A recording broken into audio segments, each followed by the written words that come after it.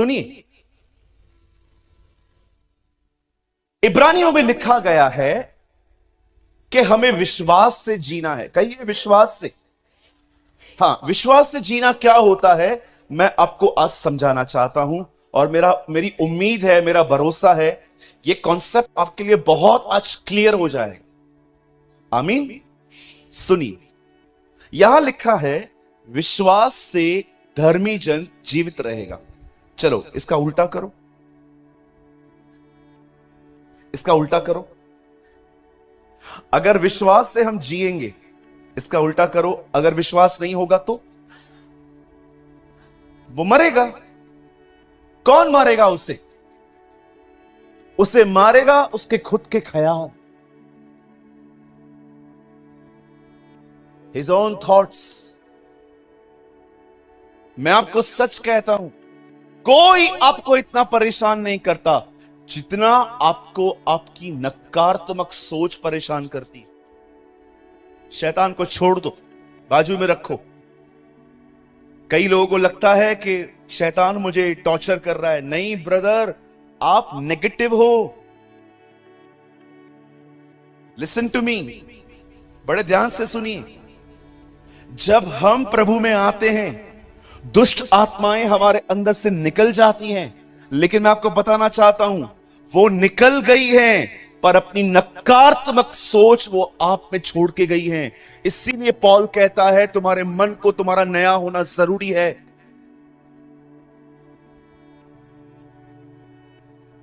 एक व्यक्ति जो एक घर में रह रहा है और वो घर आपका है और आप उससे कह रहे हो मेरा घर खाली कर दे, आप लैंडलॉर्ड हैं, आप उसको कहते हैं मेरा घर खाली कर दे, ओके। लेकिन आप ये बात देख रहे हो कि जब वो खाली करने के लिए जा रहा था तो वो अपने कुछ सामान छोड़ के गया। दुष्ट आत्माएं जो इस घर में रहती थी पहले, हम तंबाकू खाते थे, बहुत सारे बुरे कामों में थे, लेकिन जब हम खुदा में आते हैं, खुदा हमारे अंदर आता है तो इन सारी गंदी आत्माओं को निकलना पड़ता है।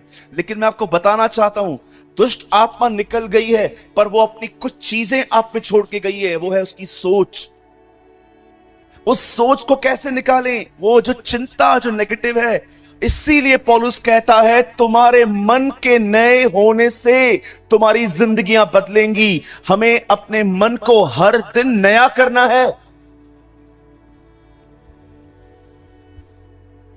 सुनिए, विश्वास से जीना क्या होता है? अंकल, आंटी, भाई, बहन, ये आज सीख लो। आने वाले दिन तुम्हारे शांति से भरे हुए होंगे, आनंद से भरे हुए होंगे। आप लोगों से बहुत ही जेंटल वे से चल पाएंगे, कोमलता से। आप रूड, फ्रस्ट्रेट, गुस्से में जवाब देना, आप इन सारी बातों से निकल आओगे। फिलिपियों में लिखा है ना, तुम्हारी कोमलता सब पे प्रकट हो। योर जेंटलनेस जो है वो तुम पे सब पे रिवील हो। आप कोमल हो जाओगे अगर आपने आज की बातें समझ ली तो। एक दिन वचन कहता है, परमेश्वर मूसा को कहता है मेरे लोग गुलामी में हैं और तू उन्हें लेने के लिए जा और उनको वहां से छुड़ा कर लेकर आ। बाइबल बताती है कि परमेश्वर ने उससे ये बोझ दिया, प्रभु ने उससे ये काम दिया। और वचन कहता है मूसा परमेश्वर के कहने पर उस पहाड़ से नीचे उतरा और मिस्र की तरफ रवाना हुआ। और जैसे ही वो वहां पर गया, वो वहां पर फिरौन बादशाह को कहता है मेरे लोगों को जाने दे। बाइबल बताती है पहले के समय में वो लोग उसे जाने नहीं दे रहे थे। बादशाह ने कहा नहीं, मैं उन्हें जाने नहीं दूंगा। लेकिन परमेश्वर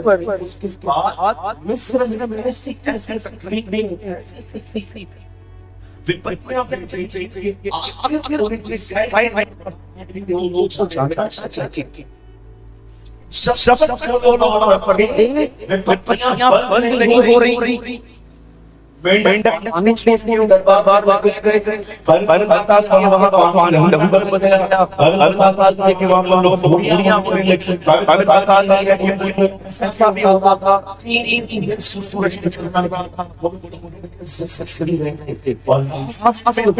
एक ऐसी जानकारी पर जिससे वो टूट गए, परमेश्वर ने उनके घर का हर पहलू का रक्षा।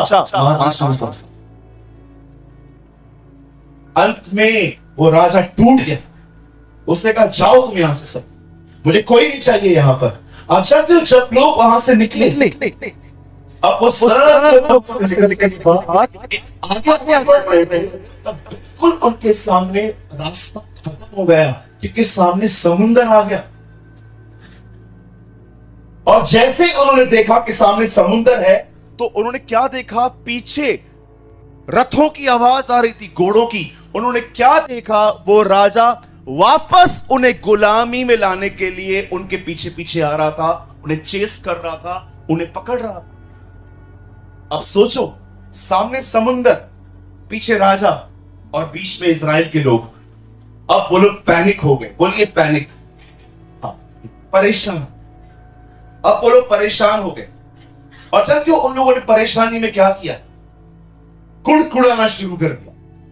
वो मूसा को कहते हैं, हे मूसा, वहां पर कब्रें नहीं थी जो हमें मरने यहां ले आया। ओ, उनकी लैंग्वेज बड़े प्यारे लोग, बिल्कुल हमारी तरह। ओ, कुड़कुड़ाते थे। कभी कभी आप देखिए, हम लोग चर्च के अंदर हर रविवार हालेलुया, प्रेज द लॉर्ड, जय मसीह, शालोम, प्रभु जिंदा है। सोमवार के दिन थोड़ी तकलीफ आएगी प्रभु की तरफ, little inconvenience come, true nature out। होता है ना? कितने लोग हैं यहां पर मेरी तरह जो रविवार को आराधना करते हैं, सोमवार को कुड़कुड़ाते हैं? मैं पहला हूं इधर। कोई है मेरे साथ? 1 2 3 4 4.5 5.5 6.5। जिनके हाथ नीचे हैं, प्रभु तुमसे बात करेगा कल। Don't be super spiritual. कल लाइट बंद हो रही थी, कुड़कुड़ा रहे थे लोग। ये कुड़कुड़ाने का नया तरीका है, करिए। ये नया तरीका है कुड़कुड़ाने का। अब ज्यादा बोलते नहीं है हम लोग सिर्फ इतना कर देते हैं, मतलब लाइट गई, इसका मतलब बारिश आई, इसका मतलब खाना सबको मिला, मुझे नहीं। अब विश्वासी नए तरीके से कुड़कुड़ा। You know the Bible says, उन लोगों ने कुड़कुड़ाना चालू किया, मूसा क्यों लाया हमें, उधर कब्रिस्तान नहीं था, उधर ही मार के गाड़ देता, इधर मरने के लिए क्यों लाया। और मूसा ने प्रभु को, मूसा एक बहुत अमेजिंग पर्सन था, लोग उसे परेशान करते थे, वो खुदा के पास जाता था, है ना? ऐसा होना चाहिए ना। आप जानते हो, मैं मैच्योर क्रिश्चियंस के लिए एक बात बोलूं, आप जानते हो जब वो मूसा को देखते थे कि हम उससे मांग रहे हैं, वो खुदा से मांगता, आप जानते हो वो कभी इस चीज को नहीं सीख पाए। वो मूसा के द्वारा परमेश्वर के मार्गों को नहीं पहचान पाए थे कि कैसे ये बंदा, हम इससे तंग करते हैं, ये खुदा के पास जाता है, फिर हम ये सब क्यों नहीं करते खुद ही। जब एक परमेश्वर के दास के साथ रहो ना, तो सीखो कि वो कैसे परमेश्वर को पहचानता है। ओ, अगर आप में से कोई उन दिनों में होता, तो आपको ये नहीं देखना है कि खाना मंगाता कैसा है, आता कैसा है, आपको ये देखना चाहिए कि क्या करता है ऐसा कि इसके कहने पर ऊपर से खाना आता है, और उसे सीख लो और वो आप खुद भी करो। Understand, listen to me, understand the ways of God. Bible बताती है मूसा परमेश्वर के मार्गों को पहचानता था, वो जानता था कि परमेश्वर कैसे मूव करता है। इज़राइल के लोग सिर्फ चमत्कार देखते थे, ओ मन्ना गिर रहा है, यहोशू ये देखता था कौन कैसे ये खुदा से मांगता है, इसीलिए वो नेक्स्ट लीडर बना। मैं आप में से हर एक को कहना चाहता हूं, किसी परमेश्वर के दास के साथ अगर आप मिल रहे हो, उसके जिंदगी से सीखो कि वो परमेश्वर के मार्गों को कैसे पहचानता है। उसे पता है कि परमेश्वर कैसे मूव करता है। अमेजिंग बात यह नहीं थी कि वो ऊपर से वो मन्ना गिरवाता था खुदा से। अमेजिंग बात यह थी कि जब लोग उसे परेशान करते थे, वो अपने घुटनों पे बैठ के खुदा से बात करता था। Understand the ways of God, प्रभु के मार्गों को पहचानिए। एलीशा को देखिए, गहजी गया एक लड़के को जिंदा करने के लिए, लकड़ी रख के वापस आके कहता है कुछ नहीं हुआ, लेकिन एलीशा जब जाता है तो वो उससे जिंदा करके लौटता है। जानते हो क्यों? आप पढ़ के देखिए, लिखा है एलीशा ने प्रार्थना की। वहां गहजी ने कोई प्रेयर नहीं की है। अगर आप पुराने विश्वासी हैं, अब आपका ध्यान चमत्कारों से हटाओ, अब परमेश्वर के मार्गों को समझो। Understand the ways of God. Israel के लोग चमत्कारों को जानते थे। लिखा है मूसा परमेश्वर की गति को पहचानता था। गति समझते? उसे पता होता था परमेश्वर कैसे चलता है। ये वो व्यक्ति है जिसने अपनी आंखों से पेड़ को जलते हुए देखा और देखा कि पेड़ खाक नहीं हो रहा। ये वो व्यक्ति है जिसके लिए प्रभु ने उसकी आवाज दी, हे मूसा, हे मूसा।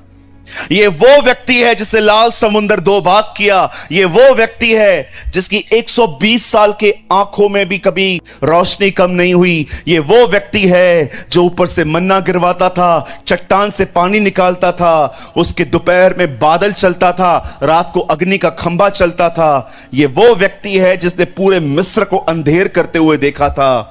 उसके बाद भी, इतना देखने के बाद भी, वो परमेश्वर से कहता था, मैं इन चीजों से संतुष्ट नहीं होने वाला, मैं आपको देखना चाहता हूं। I want to see your glory. कोई है यहां पर जो ये कह सकता है, प्रभु आपने मेरे लिए बहुत चमत्कार किए हैं, मैं आपको बहुत धन्यवाद देता हूं, लेकिन मैं इससे संतुष्ट नहीं हूं, मैं आपको देखना चाहता हूं। I want to see you, Lord. मुझे आपके चमत्कार संतुष्ट नहीं कर सकते। मुझे एक ही चीज संतुष्ट कर सकती है, वो आप हैं। You are the one who satisfied me. तूने उस स्त्री से कहा था, जो जल तू पी रही है उसे पी के तू प्यासी होगी, लेकिन जो जल मैं तुझे दूंगा उसे पी के तू कभी प्यासी ना होगी। वो जल आप खुद थे प्रभु।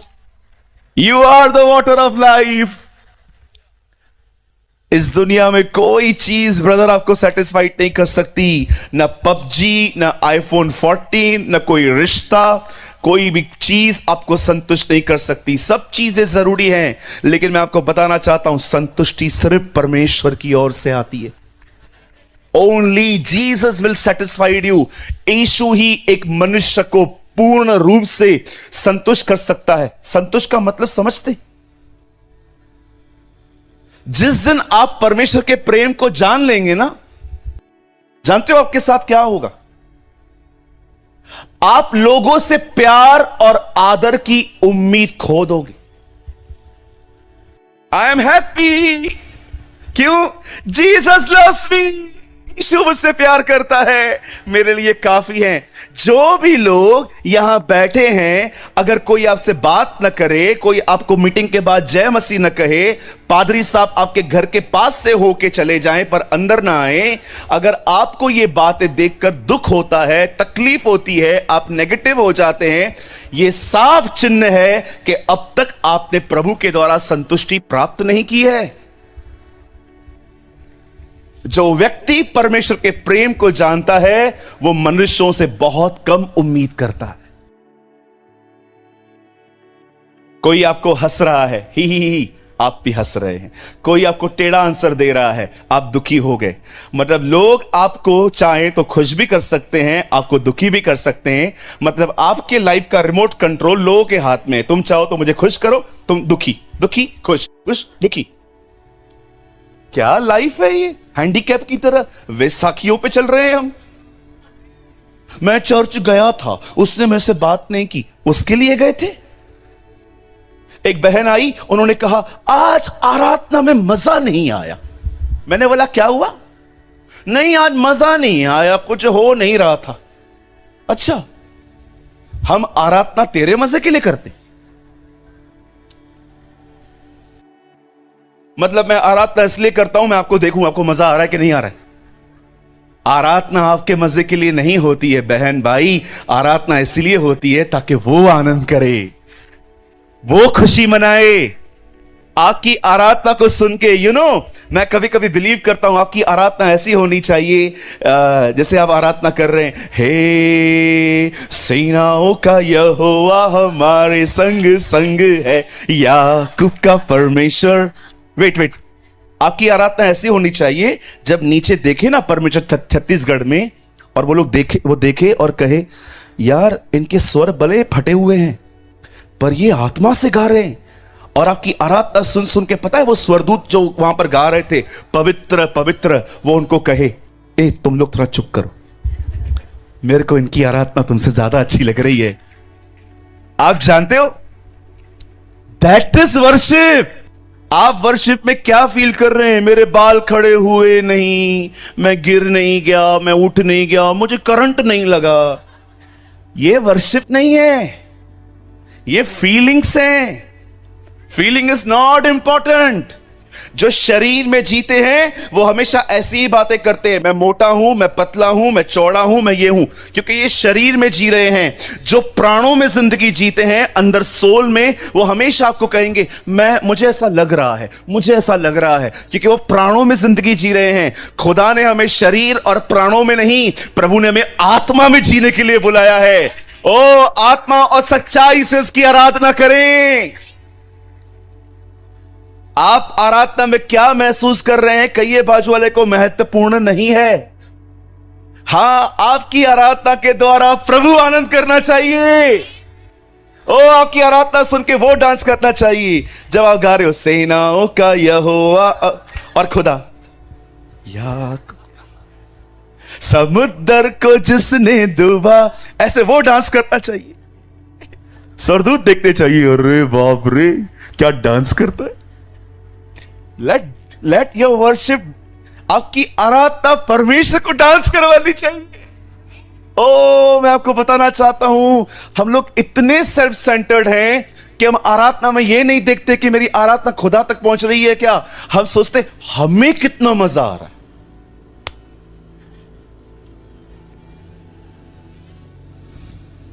Your focused must be Jesus. आपका जो ध्यान है वो यीशु होना चाहिए। आपको क्या मिलता है कहिए, हमें क्या मिलता है ये महत्वपूर्ण नहीं है। हाँ बोलो, बाजू वाले को बोलो, ऐसे करिए, नथिंग। बोलो हमें क्या मिलता है, मुझे देख के ऐसे करो, मुझे क्या मिलता है महत्वपूर्ण नहीं है। महत्वपूर्ण ये है उससे क्या मिला।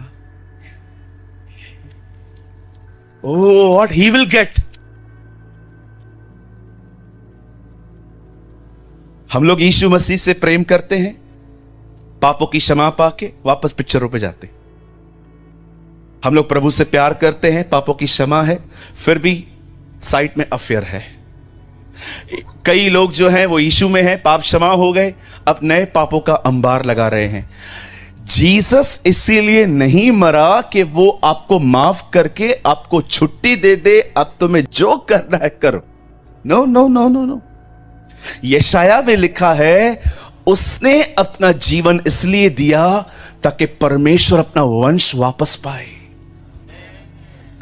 यीशु इसीलिए नहीं मरा कि आप बस जिए, यीशु इसीलिए मरा कि आप उसके लिए जिए। अंडरस्टैंड। हर जगह पे लोगों ने उसे निकाल दिया है। मैं एक प्रचारक को सुन रहा था, is a man from America, वो अमेरिका में रहते हैं। उन्होंने कहा एंजॉय योर लाइफ, अपने जिंदगी में आनंद करो। मैं सोच रहा था देखूं और क्या बोल रहा है, और बोलते बोलते बोलते उन्होंने एक वचन बोला जिसमें उन्होंने कहा यीशु तुम्हारे लिए मरा ताकि तुम जियो, यीशु तुम्हारे लिए मरा तुम जियो। और सब बाइबल न पढ़ने वाले लोग जम मार रहे थे। आमीन, मोटिवेट, चलती हुई सभा में खड़े होके उसको आमीन आमीन बोल रहे थे। आपको पता है there is no such statement in whole Bible, पूरी बाइबल में ऐसा कोई वचन नहीं है जिसमें लिखा है कि यीशु मरा ताकि तुम जियो। आप पढ़ के देखिए, हर जगह पर उसको निकाल दिया जाता है। हमारी बाइबल में लिखा है वो इसलिए मरा ताकि तुम उसके लिए जियो। Live for him. आपके जिंदगी का हर डिसीजन उसको देख कर ले। आपकी जिंदगी में किसी से बात कर रहे हैं, यह देखिए कि वो आपकी बातचीत देख रहा है। आपका उठना बैठना चलना फिरना खाना पीना सब इससे डिजाइन होना चाहिए कि मेरा परमेश्वर मुझे देख रहा है। इसे ही कहते हैं उसकी प्रेजेंस में जीना। अब इजराइली कहां आ गए? कहिए लाल समुंदर।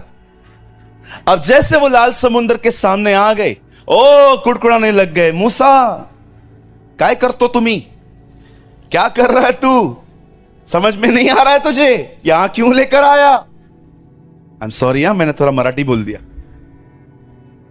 क्या कर रहा है तू? अब मूसा बेचारा प्रभु के पास जाता है। वो कभी कभी इतना परेशान हो जाता था, वो प्रार्थना ऐसे करता था, क्या ये लोग मेरे पेट से जन्मे हैं, मैं इतना बर्दाश्त करूं इन्हें? कभी कभी वो ऐसा बोलता था मैं इतना बर्दाश्त तो मैंने खुद के बच्चों को भी नहीं किया था। ये लोग क्या मेरे पेट से जन्मे हैं कि मैं इनको उठाए चलूं इतना? परमेश्वर ने जब मूसा को देखा कि प्रभु मूसा के सामने रो रहा है, प्रभु ने उससे कहा, सुन, मुझसे बात मत कर, एक काम कर, लकड़ी ले और समुद्र में मार। आप जानते हैं लाल समुद्र लकड़ी मारते ही दो भाग नहीं हुआ था, अगले दिन हुआ था। पूरी रात हवा चली थी। आप पढ़ के देखिए। कुछ लोग कहते हैं ओ लाठी मारी 2 भाग हो गया। नहीं नहीं नहीं सर, आप पढ़ के देखिए, नेक्स्ट डे हुआ है। पूरी रात हवा चली, पुरवई चली, और अगले दिन तक जब पूरा लाल समुद्र 2 भाग हो गया, और आपको पता है क्या हुआ? उसके बाद वो लोग उसके आर पार चले गए, अंदर ही अंदर। एक सवाल पूछूं आपसे? 2 लोगों ने यस बोला। एक सवाल पूछूं? सोचो अगर इजरायलियों के पास लाल समुद्र पार करते हुए मोबाइल होता तो क्या होता?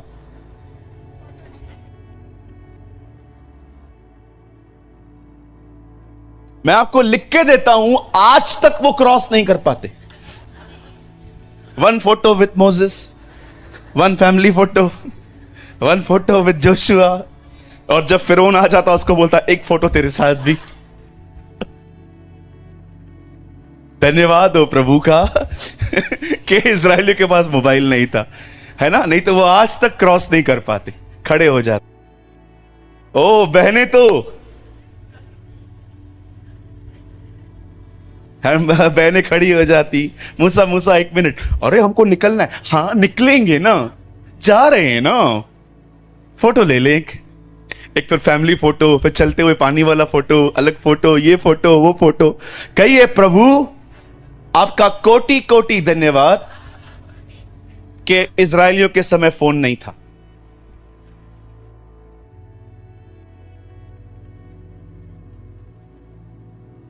एक बार मैं कहां पर था, एक बंदे ने मुझे बोला फोटो निकालना है आपके साथ। मैंने कहा चलो। फिर उसको देख के कोई और भी आया। अब मैंने देखा कि सब लोग आ गए फोटो निकालने के लिए, फोटो निकालना है, फोटो निकालना है, फोटो निकालना है। एक बंदे ने मेरा हाथ ऐसा पकड़ा फोटो के लिए, हाथ सूज गया मेरा। उससे मुझे ऐसा बोला, मुझे आपके साथ फोटो निकालना है। मैंने बोला फोटो निकालना, मार क्यों रहा है तू मुझे? बोला नहीं, मुझे लगा आप जा रहे हो। यहां देखिए, फोटो निकालने से कुछ नहीं होगा। आप बोलोगे मैं निकालूंगा, मैं किसी को दुखी नहीं करूंगा। अगर आप कहोगे ब्रदर मेमोरी के लिए निकालना है, ठीक है, लेकिन याद रखिए फोटो निकालने से कुछ नहीं होगा। एक परमेश्वर के दास के अभिषेक के पीछे जाओ, आप आशीषित होंगे। You will be blessed. मुझे बताइए एलीशा एलिया के पीछे क्यों था? सेल्फी लेने के लिए? एलिया आगे आगे बढ़ रहा था, एलिशा ओ भैया रुक जा। एक उसके पीछे क्यों था? उसके दुगने अभिषेक को पाने के लिए वो उसके पीछे था। एक परमेश्वर के दास के अभिषेक के लिए आइए। फोटो निकाल के कुछ नहीं होने वाला। भैया मैं आपका फैन हूं, फैन ट्यूबलाइट बल्ब बनने से कुछ नहीं मिलेगा। मैं आपका फैन हूं, क्या होगा मुझे बताओ फैन बन के? यीशु ने कहा उसके चेले बनो। आजकल फैन फॉलोइंग बोलते हैं, ओ आपकी फैन फॉलोइंग बहुत अच्छी है। मुझे आज तक समझ में नहीं आता ये फैन पंखे ट्यूबलाइट आए कहां से आखिर? बोलिए फैन नहीं बनना है, बोलिए ट्यूबलाइट नहीं बननी है, हां बोलो बल्ब नहीं बनना है, बोलो उसके पीछे चलना है। यस, आप एक ही व्यक्ति के फैन होने चाहिए और वो जीसस होना चाहिए, और किसी के फैन मत बनिए। राइट? ये मत सोचिए कि मैं हाथ रखूंगा, मैं प्रार्थना करूंगा तो ही होगा। आप विश्वास कीजिए, आप और मैं सेम परमेश्वर से प्रार्थना करते हैं। जिससे मैं प्रार्थना करता हूं उससे आप भी प्रार्थना करके पा सकते हैं। और कभी यह मत सोचिए कि पास्टर प्रार्थना करता है वो ज्यादा सामर्थ्य होती है और मुझे प्रार्थना करने नहीं आती है। मेरी बहनों, क्या आपने देखा है, मेरे भाइयों क्या आपने देखा है, घर पे जो छोटा होता है जिसे बोलना नहीं आता, खाना उससे पहले मिलता है। आप देखिए, हम लोग बैठे रहते हैं, खाना हाँ ला रही हूं बैठो। वो जो छोटू, अरे मेरा बबू बबू तू आजा पहले खा। और हम लोग देखते रहते हैं, कमा मैं रहा हूं, खाना उससे पहले मिल रहा है। और आप उसको बोल के देखो आंटी को, उसको क्यों पहले दे रही है, तुम बैठो।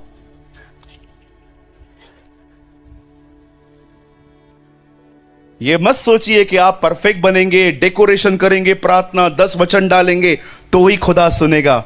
मैंने कभी कभी देखा है घर के अंदर जो बोलना नहीं जानते ना, खाना उन्हें पहले मिल जाता है। मैं प्रमोट नहीं कर रहा हूं आपको कि आप प्रार्थना मत सीखो, बिल्कुल सीखो, लेकिन ये विश्वास निकाल दो कि वो प्रार्थना करेगा तो सुनी जाएगी, ये प्रार्थना करेगा तो सुनी जाएगी। अपने हाथ को उठाइए।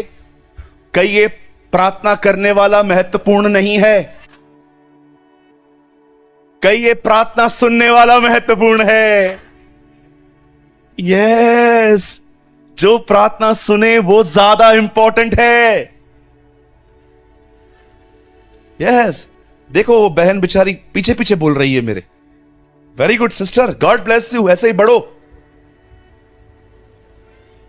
अब लाल समुंदर 2 भाग हो गया। जानते हो उसने क्या किया? लकड़ी मारी, और अगले दिन जैसे जैसे पानी हटता गया वो आगे आगे बढ़ते गए और पार हो गए। फिर वो उस तरफ पहुंचे। एक टाइम ऐसा आया मूसा मर गया। अब पूरी जिम्मेदारी यहोशू पे आ गई।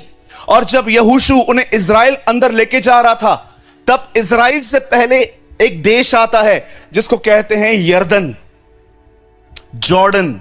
कुछ लोगों को लगता है जॉर्डन इजराइल के अंदर है, नहीं, जॉर्डन अलग है। जॉर्डन जाने के लिए अलग वीजा लगता है, इजराइल जाने के लिए अलग वीजा लगता है। अब इन्हें यरदन जाना था। यरदन में पानी था, रिवर थी। ये वही रिवर है जहां पर हमारे प्रभु यीशु मसीह ने बपतिस्मा लिया था। ये वही रिवर है जहां पर कोरह वंशी गीत गाते थे। अब एक रिवर आ गई। आप जानते हैं, जब यहोशू के सामने वो रिवर आई, तब यहोशू ने मूसा की लाठी नहीं ढूंढी। अरे कहां गई वो लाठी जिससे समुद्र 2 भाग किया गया? हमेशा याद रखिए, God is not with traditions, God is with his word. परमेश्वर परंपराओं के साथ काम नहीं करता, परमेश्वर अपने वचन के साथ काम करता है। मूसा ने जो लठ यूज की, उस लठ को उसने नहीं ढूंढा, कहां है वो लकड़ी, दो मुझे, मैं मारूंगा। नो, आप में से बहुत सारे जो लोग हैं वो ट्रेडिशनल हो सकते हैं। मैं आपसे एक बात पूछना चाहता हूं, बाइबल में बच्चों के बपतिस्मे के बारे में कहां लिखा है? शो मी। एक भाई मुझसे मिलने आए, उन्होंने कहा मुझे बच्चों के बपतिस्मे पर आर्टिकल लिख के दो। मैंने कहा जरूर, कितने पेज का चाहिए? 10 पेज का लिख के दो। मैंने कहा शाम को लेके जाना। शाम को आए, मैंने 10 पन्ने स्टेपलाइज करके रख दिए थे पेपर में डाल के, वो लेके गए। मैंने बाहर लिखा भी था चाइल्ड बैप्टिज्म। वो घर गए, उन्होंने खोला, कुछ लिखा ही नहीं था। मुझे कॉल करके बोला भैया कुछ लिखा क्यों नहीं है? मैंने कहा इसलिए क्योंकि बाइबल में भी नहीं लिखा है। क्या लिखूं? है ही नहीं कुछ। मुझे बताइए बच्चों का बपतिस्मा कहां लिखा है? बताइए मुझे कहां लिखा है? दशमांश न देने पे दंड आता है, दंड। बोलिए दंड। मेरे भाइयों यहां देखो, परमेश्वर ने अगर तुम्हें दंड देना शुरू किया ना, उड़ जाएंगे इधर से हम, खत्म हो जाओगे आप और मैं। आपको पता है वो कभी दंड नहीं देता, वो हमेशा सिर्फ आपको करेक्ट करता है। परमेश्वर कभी किसी को पनिश नहीं करता। क्यों भैया? वो हमें दंड क्यों नहीं देता? क्योंकि 2023 साल पहले उसने अपने पुत्र को क्रूस पे दंड दे दिया है। आप में से कोई उसके दंड को, दाऊद कहता है यदि तू हमारे कामों के अनुसार हमारा न्याय करे तो तेरे सामने कौन धर्मी ठहरेगा? कई सारे जो लोग हैं वो जो बोलते हैं, मैं आपसे पूछना चाहता हूं, बताओ कहां लिखा है ये सब? शनिवार के दिन ही आराधना करनी चाहिए, बताओ किधर लिखा है? एक भाई आया, उसने कहा आप कब कब मिलते हैं? मैंने कहा रविवार, सोमवार, मंगलवार, बुधवार, गुरुवार, सब दिन मिलते हैं। और बता? नहीं, शनिवार के दिन जरूर करनी चाहिए आराधना। मैंने कहा कहां लिखा है? उसने कहा पुराने नियम में हर यहूदी शनिवार को मिलता था। मैंने उनको कहा वो यहूदी थे, हम मसीह हैं। तो आप लोग कब मिलते हैं? रविवार को। रविवार को क्यों मिलते हैं? क्योंकि हमारी बाइबल कहती है रविवार सुबह वो मुर्दों से जी उठा था। कई सारे यहां वहां से बातें लेके, और हम लोग जो बाइबल नहीं पढ़ते उनके घेरे में आ जाते है ना। एक बंदा कहता है अन्य भाषा मत बोलो। क्या बोलता है? अन्य भाषा मत बोलो। ये अन्य भाषा शैतान की तरफ से ऐसे बोलता है। ऐसी ऐसी बातें आ गई हैं। पत्रस में लिखा है अंत के दिनों में बहुत सारे लोग नए नए पाखंडों का उद्घाटन करेंगे। पढ़ा है आपने? कैची करो, कैची बनाओ, ऐसे करो। आपने देखा है ना, जब कोई नई जगह लेता है तो कैची देता है, रिबन काटो। पत्रस में लिखा है अंत के दिनों में लोग रोज नए नए पाखंडों का उद्घाटन करेंगे। रोज अन्य भाषा मत बोलो।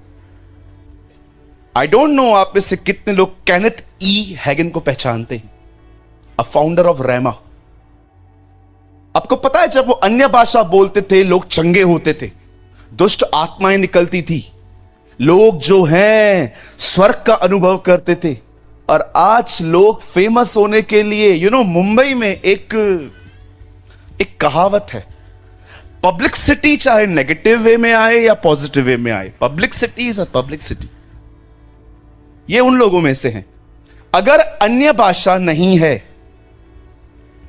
तो मेरा एक सवाल है, वरदानों में एक वरदान अनुवाद का क्यों है? मेरी बात समझ रहे हैं? मैं आपको हाथ जोड़ के एक बात बोलूं, मुझे किसी का डर नहीं है, लेकिन आपको हाथ जोड़ के कहता हूं, कृपया ऐसे पाखंडियों को सुनना बंद करें।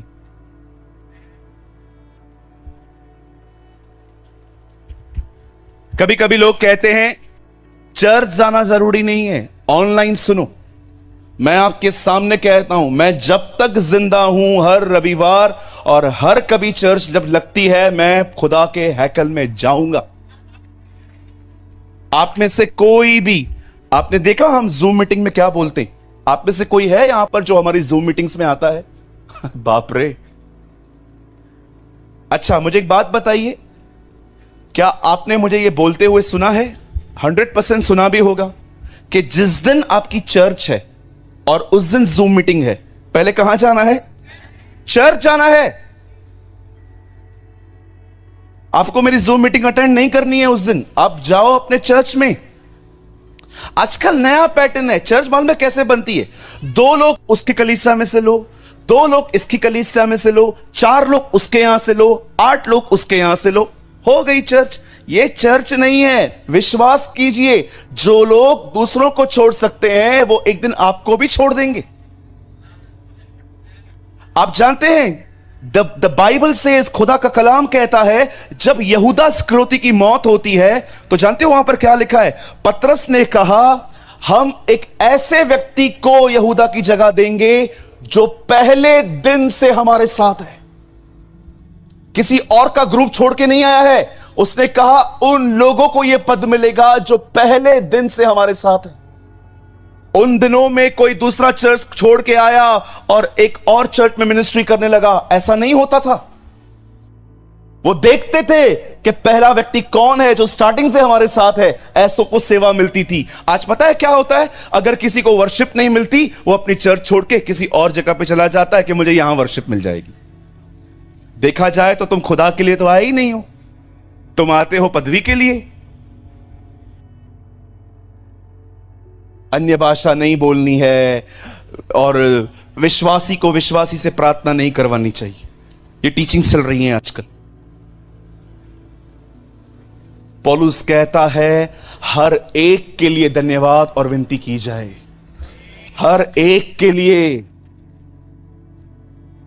हमें परमेश्वर ने हमारे नॉन क्रिश्चियन भाई बहनों के लिए, हमारी पुलिस के लिए, हमारी आर्मी के लिए, हमारे प्राइम मिनिस्टर के लिए दुआ करने के लिए कही है। विश्वासियों के लिए मना करेगा? पहचानो किसके पीछे चल रहे हो। यूट्यूब पे बहुत कचरा परोसा जा रहा है। मैं भी यूट्यूब पे हूं, मैं कोई अपना पक्ष नहीं ले रहा हूं कि मुझे ही सुनो, नहीं, लेकिन मैं आपको बताना चाहता हूं, ये जो लोग हैं ना, पता है उनको, इन लोगों को कौन सुनता है? ऐसे लोगों को कई अपने पास वाले से, इनको एक ही व्यक्ति सुनता है जो अपने पास्टर से नाराज है।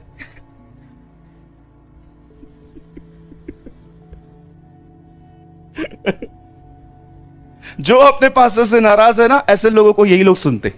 चलो हमारा पास्टर तो है ही ऐसा, इसको ही सुनेंगे। और फिर वो आपको बताते हैं तुम्हारा पास्टर ऐसा, तुम्हारे पास, और आप सही है।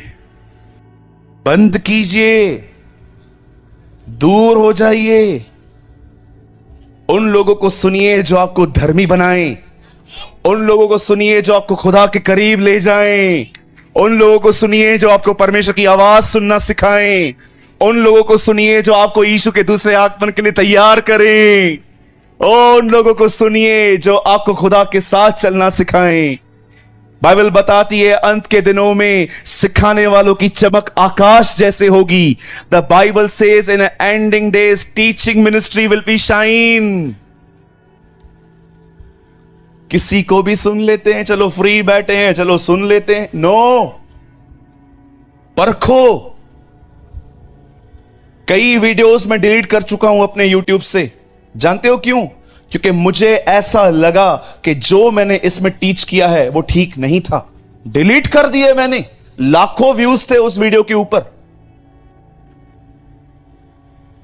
क्या करना है व्यूज का? लोग मिसलीड हो, चलेगा? मैं एक दिन प्रचार कर रहा था, घर जाके मैंने अपना वीडियो देखा, मुझे बहुत एरर दिखाई दिए। मैंने कहा अरे बाप रे, मैंने ये बात तो बोली ही नहीं जो मेरे मन में थी, अब लोग कुछ और समझेंगे। मैंने अपने लड़के को कॉल किया, अपने जो मेरे जो मीडिया संभालते हैं भैया, मैंने उनको कॉल किया, मैंने कहा बता डिलीट दिस वीडियो, कोई गलत दिशा में चला जाएगा। हमें इतना संभलना है। आप जानते हो यहोशू ने लकड़ी नहीं ढूंढी, अब उससे जानते हो क्या किया? उसे प्रभु से कहा क्या करना है? प्रभु उसको कहता है सुन, वाचा का संदूक उठा, याजकों को दे और याजक जो हैं वाचा का संदूक लेकर जैसे ही उनके पांव पानी में जाएंगे और जो नदी है वो दो भाग हो जाएगी। आप जानते हो, वेट वेट वेट, सुनिए मैं क्या समझाना चाहता हूं, सुनिए। जैसे ही उन्होंने, बाइबल बताती है, पानी में अपने पांव डाले, लिखा है पानी जो बह रहा था वो थम गया। सुनिए, यहां पर कुछ मैं आपको समझाना चाहता हूं, सुनिए। लाल समुंदर दो भाग हुआ, उसके बाद उन्होंने अपने पांव समुंदर में डाले, लेकिन यरदन तब तक दो भाग नहीं हुई जब तक पांव नहीं गए। एक समय आता है जब परमेश्वर आप पे बहुत दया करता है, आपका फेथ हो न हो, आपके लिए बहुत कुछ करता है, लेकिन जीवन में एक समय ऐसा भी आएगा जब परमेश्वर आपसे कहेगा, बेटा मैंने बहुत दया दिखा दी, अब मैं तुझे विश्वास से जीना सिखाऊंगा। कैसे प्रभु? अब मैं कुछ करूंगा नहीं, अब मैं तुझे कहूंगा आगे बढ़, आगे बढ़ तू। सुनिए, एक टाइम ऐसा आता है जब समुद्र दो भाग होता है और खुदा कहता है चल आगे, लेकिन एक टाइम ऐसा भी आएगा जिंदगी में जब हालात खराब भी होंगे, फिर भी परमेश्वर आपसे कहेगा आगे बढ़। प्रभु मुझे डर लग रहा है, डर के साथ आगे बढ़। मुझे डर लग रहा है प्रभु, नो, बढ़ आगे डर के।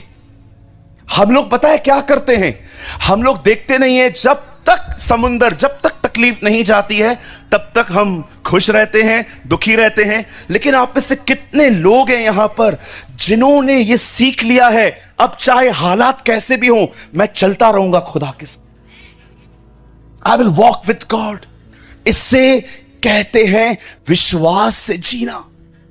एक समय था जब प्रभु ने हम पे दया की, हमने मांगा भी नहीं, उससे बढ़कर दिया। लेकिन एक समय ऐसा भी आएगा जब परमेश्वर अपने आप को स्टॉप कर देगा और वो आपको कहेगा आगे बढ़। प्रभु हालात खराब हैं, आगे बढ़, विश्वास से आगे बढ़, मैं हूं तेरे साथ, तू चल। और जैसे ही आप आगे बढ़ेंगे, मैं आपको बताना चाहता हूं, यरदन दो भाग होगी। मेरी बहन, मेरे भाई, सुनिए, सब ठीक होने के बाद खुश मत रहिए, प्रभु को दिखाइए, भले ही सब खराब है पर मैं फिर भी खुश हूं क्योंकि मैं जानता हूं आप मेरे साथ हैं। Don't wait, live by faith. कभी कभी समुंदर दो भाग करके खुदा कहता है चलो, लेकिन कुछ हालात तब तक नहीं बदलते जब तक परमेश्वर आप उसके आगे आगे न चलो। आपने देखा जब काना नगर में दाखरस खत्म हुई तो वो लोग यीशु के पास आके कहते हैं इनकी दाखरस समाप्त हो गई है। उसने उन्हें क्या कहा? पानी भर दो। प्रभु दाखरस की जरूरत है, वो दाखरस नहीं, वो निर्देश दे रहा है, वो आज्ञा दे रहा है, ये करो। कई बार सॉल्यूशन आज्ञा मानने के बाद निकलता है। Live by faith. कभी कभी वेट मत करो हालात ठीक हो जाएंगे उसके बाद मैं खुश रहूंगा। नो, परमेश्वर को दिखाओ, उसे प्रकट करो कि प्रभु भले ही तूफान है मैं सो जाऊंगा क्योंकि मैं जानता हूं आप मेरे साथ हैं। हमें से बहुत सारे लोगों ने इस जिंदगी को जीना नहीं सीखा है, इसीलिए डिप्रेशन आपको मार रहा है, ख्याल आपको मार रहे हैं, क्योंकि आपको आदत है सब ठीक होके खुश रहने की। नो, हमेशा ऐसा नहीं होगा। चलो मैं आपसे एक सवाल पूछता हूं, यहां देखिए, यहां देखिए, एक क्वेश्चन पूछता हूं आपसे, मुझे बताइए आज जो तकलीफ है, चाहे पति शराबी है, जुआरी है, सास आपको चर्च नहीं आने देती, बच्चे आपकी बात नहीं मानते, तरह तरह की परीक्षाओं में पड़े हैं, पैसों की परीक्षा, बीमारी, बच्चा नहीं हो रहा, मुझे एक बात बताइए, आज जो प्रॉब्लम आप फेस कर रहे हो वो चली जाएगी, कल प्रॉब्लम नहीं आएगी, कल प्रॉब्लम नहीं आएगी, फिर जीवन भर ऐसे ही जिएंगे अपन, सब ठीक हो जाए धन्यवाद यीशु, और जब प्रॉब्लम है दुखी।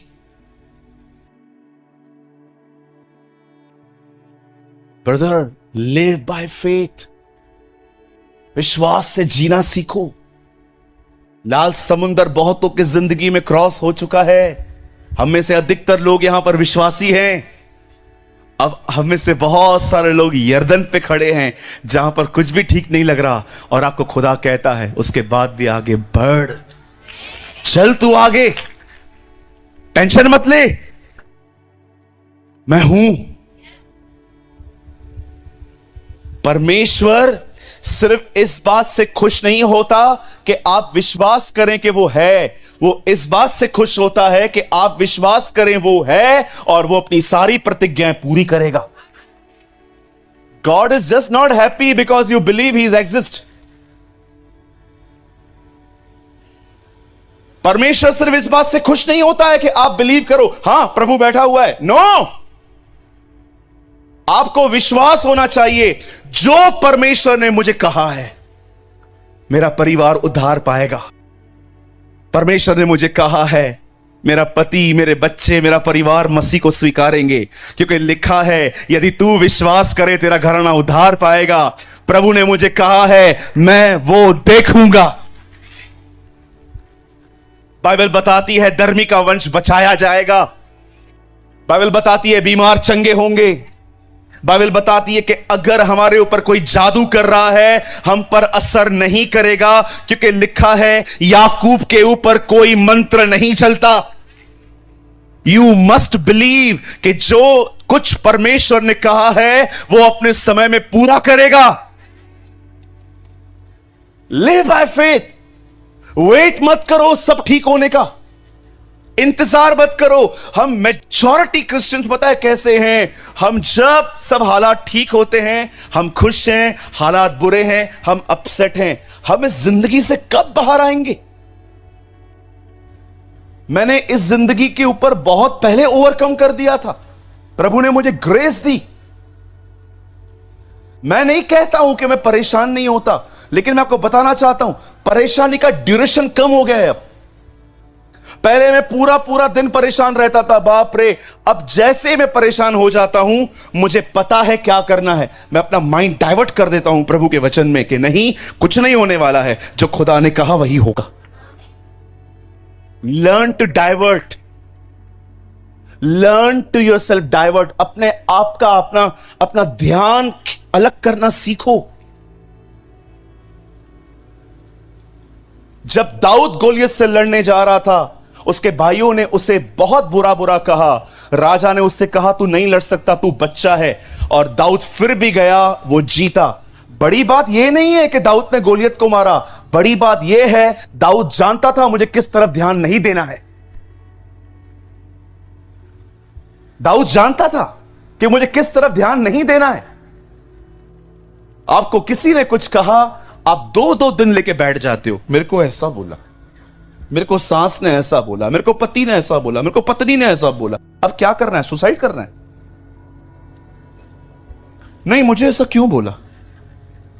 2 मिनट की बातचीत के लिए 23 घंटे खराब करते हो आप। हां, बोलिए। चलेगा ना? बैठ के बात करो। भैया आप बैठ क्यों गए हो? यीशु भी बैठ गया था एक जगह।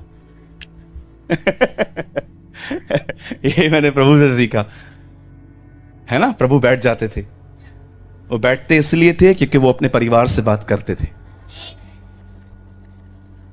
मैं आपसे पूछना चाहता हूं बहन, मुझे बताइए कितना समय तक किसी के ताना आप अपने दिल में रख के बैठते हैं? आप खाना बना रहे थे, आपने अपनी सास को बोला मम्मी ये बर्तन खराब हो गए हैं, नए लेके आने चाहिए, और आपकी सास ने बोला हाँ तू तो मां के घर से बहुत कुछ लाई थी ना, और आपको आपकी सास ने प्यारा प्यारा ताना मारा।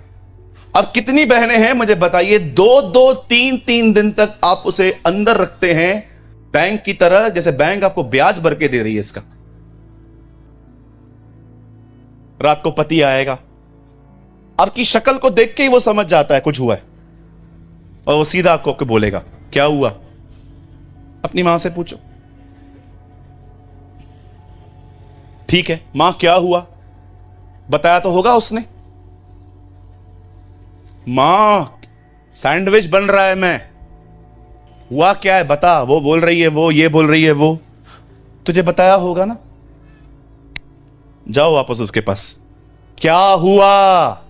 अब आप परेशान हो रहे हो, क्या हुआ?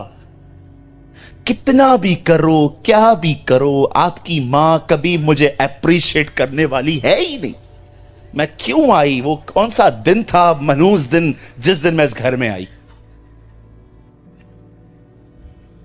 एक ताना मारा, वो पूरे चांपा में घूम रहा है। एक ताना बर्दाश्त नहीं कर सकते अब, एक ताना। धन्यवाद हो उसको, क्या क्या कहते थे लोग, दुष्ट आत्मा है, पेटू है, पियक्कड़ है, बाल जबूल है। वो उनको ध्यान भी नहीं देता था, क्योंकि वो जानता था ये लोग बोल रहे हैं, ये सच नहीं है। सच वो है जो वो मेरे बारे में कहता है। That is the truth. चलो मैं आपको कहता हूं आप भूत हो, तो क्या आपको सींग आ गए? मैं आपको बोलता हूं आप स्वर्गदूत हो, आपको पंख आ गए? अरे हमारे बोलने से क्या होता है? अगर आपको कोई परेशान करता है, ठंडा पानी लो, उसके सामने रखो, उसको बोलो बोल बोल और बोल, थक जाए पानी पी, फिर से बोल, बोलता रहे। आप एंजॉय करो यीशु के साथ। गाओ हालेलुया, तो गाओ हालेलुया। आप बिलीव करो, जब मुझे कोई क्रिटिसाइज करता है ना, मैं गीत गाता हूं। अगर आप मुझे कहोगे ना तू ऐसा है, तू ऐसा है, तू ऐसा है, मैं आपके सामने गीत गाऊंगा। तो गाओ हालेलुया, तू जल, मैं तुझे और जलाऊंगा।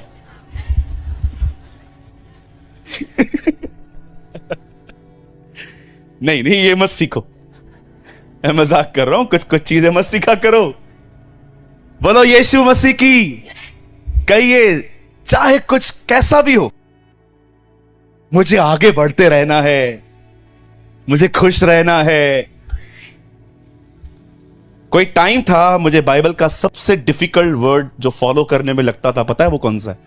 मुझे लगता था प्रभु इस वचन पे चलना बहुत कठिन है, और वो वचन है जो लोग ऐसे ही बोल देते, प्रभु में सदा आनंदित रहो।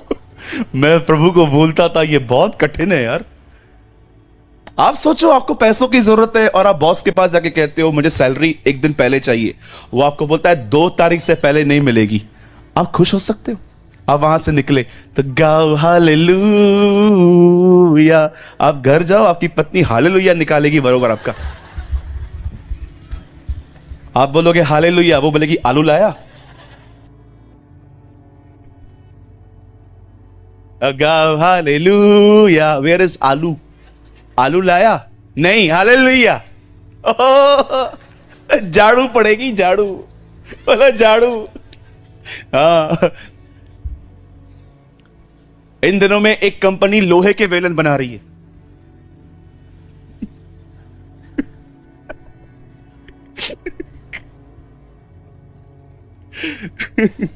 भाइयों बच कर हो, 29 को ही लाओ पगार। कहीं लोहे का बेलन पड़ गया ना ऊपर, सीधा आत्मा परमात्मा के पास। बोलिए खुश रहना है। Yes, you must be happy. Happy रहने के लिए फेथ चाहिए।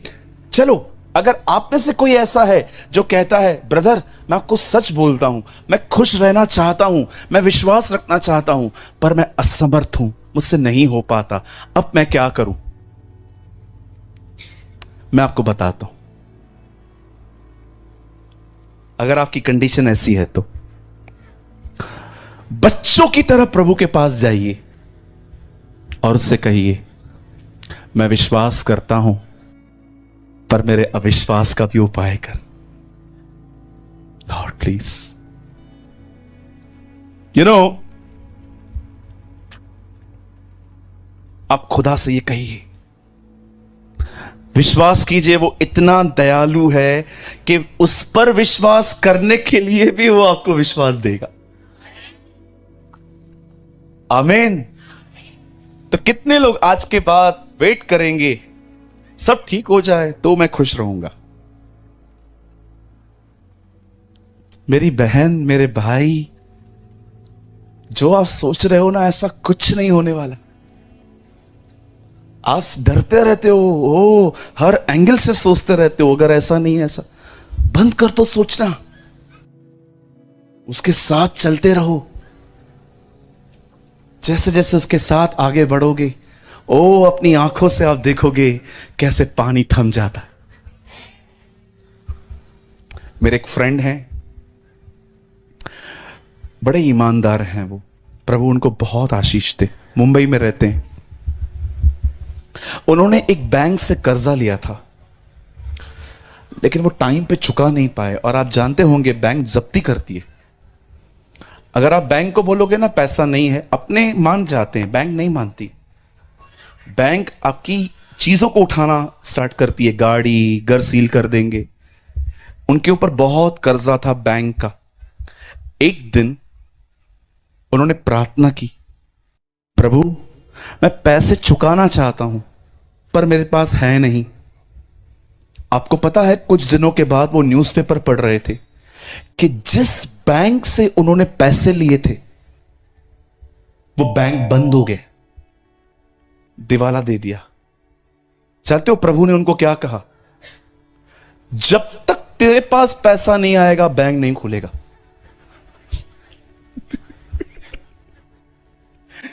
बिलीव मी, प्रभु ने उन्हें कहा जब तक आपके पास पैसा नहीं आएगा बैंक नहीं खुलेगा। 3 साल 4 साल उन्होंने बहुत मेहनत की, पैसा कमाया, अभी कुछ समय पहले वो बैंक खुला है, अब वो चुका रहे। वो हमारा परमेश्वर है। ओके, ये उनके लिए हुआ था, आपके लिए नहीं होगा। हा? ऐसा नहीं कि आप भी प्रार्थना करो प्रभु मेरा बैंक भी बंद हो जाए। नहीं नहीं, वो आपके उल्टा घर के बाजू में शिफ्ट हो जाएगा। Okay, don't do this. आइए, मैं चाहता हूं हम सब अपने अपने स्थानों पे खड़े हो जाएं। हमारे हर एक वीडियोस का यह पर्पस होता है कि आप हर एक वीडियो से कुछ ना कुछ सीखें। और आपने इस चैनल पे आपने सूरज पिरवानी सर की वीडियोस को देखा, जिनका एक ऑफिशियल चैनल है जीसस इज लाइफ, आपने कभी न कभी जरूर देखा होगा। उनके चैनल पर जो परमेश्वर के प्रति, जो परमेश्वर के वचन होते हैं वे बताए जाते हैं, बहुत ही गहराई के साथ बताए जाते हैं। और उनका हर वचन 1 से 1.5 घंटे का होता है। तो मैं भी उनकी वीडियोस को वॉच करता हूँ, देखता हूँ और उनकी वीडियोस से मैं सीखता हूँ। और जब मैं उनकी वीडियोस को देखता हूँ तो मुझे बहुत इंपॉर्टेंट मैसेजेस भी देखने को मिलते हैं, जो कि उन प्रीचेस के बीच में या फिर कहीं बीच में देखने को मिल जाते हैं। तो मैंने सोचा कि उनके वीडियोस से जो इम्पोर्टेंट मैसेजेस हैं मैं आपके साथ शेयर करूं, जो कि 20 मिनट 30 मिनट के होंगे। मैं उनकी 1.5 घंटे 1 घंटे की वीडियोस में से 20 से 30 मिनट की जो इम्पोर्टेंट मैसेज वाली सीरीज है मैं आपके साथ शेयर करता हूं। तो आई होप आपको ये सीरीज अच्छे लगते होंगे, आप इनसे कुछ ना कुछ सीखते होंगे। मैं नहीं कहता कि सूरज पिरवानी सर के 1.5 घंटे की वीडियोस में केवल 20 से 30 मिनट ही इंपॉर्टेंट मैसेज होता है। मैं केवल इतना कहना चाहता हूं कि उनका हर एक वर्ड जो परमेश्वर की ओर से होता है बहुत ही इंपॉर्टेंट है और हमारे जीवन में रोल प्ले करता है। लेकिन हम उन बहुत ही सारे के सारे पॉइंट्स इंपॉर्टेंट है, बट उनसे भी ज्यादा इंपॉर्टेंट जो पॉइंट होता है मैं आपके साथ शेयर करता हूं और आप इस चैनल पे उन वीडियोस को देखते हो। आप चाहो तो मेरे चैनल पे जाकर, इस चैनल पे जाकर काफी सारे वीडियोस देख सकते हो, जो कि सूरज पिरवानी सर के मैसेजेस हैं, जो परमपिता परमेश्वर के वचन हैं, आपको वहां पर देखने को मिल जाएंगे और बहुत ही गहराई के साथ सूरज पिरवानी सर ने आपके साथ शेयर किया है। मेरी आशा है कि आप ये वीडियोस देखकर ब्लेस होते होंगे, क्योंकि इन वीडियोस पर, इस चैनल पर काफी कुछ कमेंट्स आते हैं जिसमें कुछ लोग कहते हैं, ज्यादा नहीं कहते, बस 1-2 लोग का मैसेज मुझे ऐसा देखने को मिला, वो ऐसा कमेंट करते हैं कि दूसरे के मैसेजेस को कॉपी क्यों करते हो और अपने चैनल पे अपलोड करके उसे अपना बनाते हो, अपना कहते हो। तो मेरा उनको केवल यही रिप्लाई है, क्योंकि परमपिता परमेश्वर का वचन सभी के लिए है और हमारा काम है परमपिता परमेश्वर के वचनों का प्रसार करना और लोगों तक पहुंचाना, चाहे वो किसी के भी द्वारा कहे गए हो, चाहे वो किसी के द्वारा प्रचार किए गए हो। लेकिन हमें केवल इतना करना है कि हमें उन वचनों को परमपिता परमेश्वर के जो वचन है उन्हें लोगों तक पहुंचाना हमारा केवल यही उद्देश्य है कि परमपिता परमेश्वर का वचनों का किसी न किसी तरीके से प्रचार होना चाहिए। वो चाहे हम खुद प्रचार करें या फिर कोई भी प्रचार करे, अगर हम उन प्रचार को लोगों तक पहुंचा रहे हैं तो इसमें कोई भी गलत बात नहीं है, इसमें कोई भी बुरी बात नहीं है। हमारा काम है केवल परमपिता परमेश्वर के वचनों का प्रसार करना, उन परमपिता परमेश्वर का कार्य करना, और इसके अतिरिक्त हमें कुछ नहीं सोचना। और जितने लोग ऐसा सोचते हैं, मेरे हिसाब से, मेरे अनुभव के हिसाब से, मैं जैसा मैंने समझा है उसके हिसाब से ये वचन देखने नहीं आते, और ये वचन देखकर भी इन्हें कोई फायदा नहीं होने वाला, क्योंकि उन्हें इन बातों में दिलचस्पी है कि कौन किसका क्या कॉपी कर रहा है, कौन कैसे काम कर रहा है, कौन वचन बता रहा है, कौन वचन नहीं बता रहा है। केवल उन्हें इन्हीं बातों से मतलब है। उन्हें इस बात से मतलब नहीं है कि वचन उन तक पहुंचा। उनको इस बात से मतलब है कि वचन किसके द्वारा पहुंचा। वचन से उनको मतलब नहीं है कि वचन हमारे पास आया, वचन क्या है क्या नहीं है, क्या सिखाता है, उनसे उसको कोई मतलब नहीं है। लेकिन उनको इस बात से पूरा मतलब है कि वचन किसके द्वारा आया है, कौन कर रहा है, कैसे आया है, उनको इससे मतलब है। क्या आया है, वचन में क्या आया, उनसे उनको मतलब ही नहीं है। तो ऐसे लोगों को मैं केवल यही रिप्लाई देना चाहूंगा कि वो इन बातों पर ध्यान ना दें। अगर आप तक परमेश्वर के वीडियोस पहुंचते हैं, ज्ञान के वीडियोस पहुंचते हैं, तो आप उन्हें देखें, उनसे ज्ञान प्राप्त करें और परमेश्वर के ज्ञान में बढ़े, और इसके अतिरिक्त वो कुछ ना करें। लेकिन अगर वो इससे ज्यादा कुछ करते हैं तो परमेश्वर के लिए यह ग्रहण करने के योग्य नहीं होगा, और वो वीडियो देखेंगे, आधा घंटा 1 घंटा जो भी समय देंगे, उनका समय देना व्यर्थ हो जाएगा। वचन कहता है कि हम जो करें पूरे मन से करें। फरीसियों को यीशु मसीह ने सीधे सीधे कह दिया कि ये लोग तो केवल फालतू के टाइम वेस्ट करते हैं, परमपिता परमेश्वर की आराधना उपासना करते हैं जो कि व्यर्थ है। मजाक करते हैं ये लोग, इन लोग की आराधना प्रार्थना मैं स्वीकार नहीं करूंगा, क्योंकि इनके मन मुझसे दूर हैं। ये आते तो मेरे पास हैं, लेकिन इनका मन, इनकी सोच, इनका जो हृदय है वो मुझसे दूर है। और परमपिता परमेश्वर ने कहा मन से दीन बनो, मन के शुद्ध बनो। मन मन मन हर जगह परमपिता परमेश्वर ने मन को प्राथमिकता दी है। और जब यीशु मसीह ने कह दिया कि फरीसियों के मन उनसे दूर है, तो वो कैसे परमेश्वर के पास हो सकते हैं, कैसे वो यीशु मसीह के नजदीक हो सकते हैं। इसलिए अगर हमें परमपिता परमेश्वर की उपस्थिति में चलना है, परमपिता परमेश्वर के कार्य को करना है, तो हमें इन बातों पर ध्यान नहीं देना, कौन क्या कर रहा है, कैसे कर रहा है, क्या कर रहा है, इस बात पे ध्यान नहीं देना है। हमें इस बात पे ध्यान देना है कि वचन क्या है, वचन क्यों है, वचन कैसे है, मेरे जीवन में वचन कैसे लागू होगा। अगर ये वचन मेरे पास पहुंचा है तो मैं इन वचनों पर कैसे चल सकता हूं, और अगर मैं नहीं चल सकता तो क्यों नहीं चल सकता। फिर जाकर इन सभी रीजंस को दूर करो, और जब रीजंस दूर हो जाएंगे तो फिर आप परमपिता परमेश्वर के वचन में ऑटोमेटिकली ही ग्रोथ करोगे, ऑटोमेटिकली ही बढ़ते जाओगे, और इसमें कोई भी गलत बात नहीं है। सो आई होप आपने इस वीडियो के शेयर किए जाने के पर्पस को आपने समझा होगा। तो आज की वीडियो को हम यहीं तक रखते हैं, मिलते हैं नेक्स्ट वीडियो में। आप सभी को जय मसीह की, प्रेज़ द लॉर्ड।